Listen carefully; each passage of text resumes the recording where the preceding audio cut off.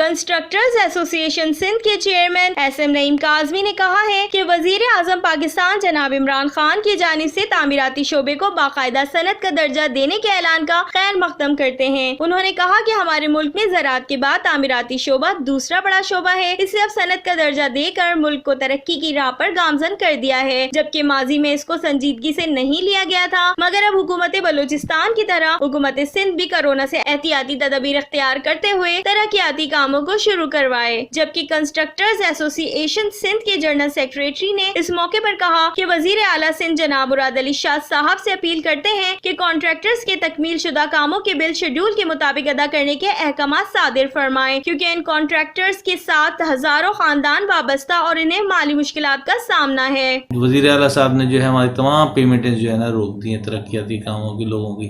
ظاہر ہے ٹھیکیدار ہمارے بینک تو ہیں نہیں،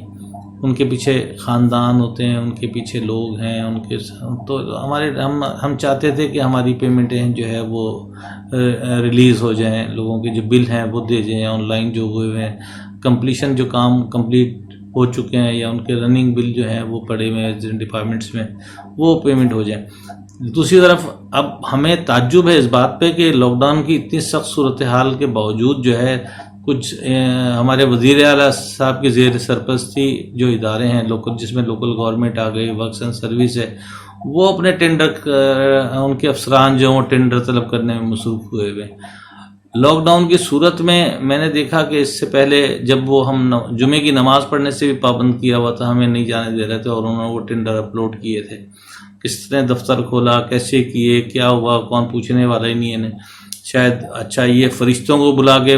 ٹینڈر ڈلوائیں گے، کیا کریں گے؟ ایک روز میں جو ہے 60 کام کے ٹینڈر، ظاہر تقریباً 30 35 40 لوگ تو اس میں موجود ہوں گے، کانٹریکٹر حصہ لیں گے یا 50 60 بھی لے سکتے ہیں۔ اگر 60 کام ہے تو اس میں ہمارے حساب سے تو 200 سے زیادہ کنٹریکٹرز حصہ لے سکتے ہیں۔ انہوں نے مزید کہا کہ وزیر اعلیٰ نے سندھ میں ہر قسم کے ترقیاتی کاموں کی ادائیگیوں کو روک دیا اور دوسری جانب لاک ڈاؤن کی صورتحال میں ان کے ہی زیر سرپرست ادارے جن میں لوکل گورنمنٹ اور ورکس اینڈ سروسز کے محکموں کے افسران ٹینڈرز کی طلبی میں مصروف ہیں، جس میں شاید فرشتے ٹینڈر ڈالیں گے، ایک روز میں 60 کام اور 20 کاموں کے ٹینڈرز طلب کرنے کا سلسلہ شروع کیا ہوا ہے۔ ان تمام معاملات کو کنٹرول کرنے کی ضرورت پر زور دیتے ہوئے انہوں نے ایسے موقع پر عناصر کے خلاف کارروائی کا مطالبہ کیا۔ Laiba Khan, M7 city news, Karachi.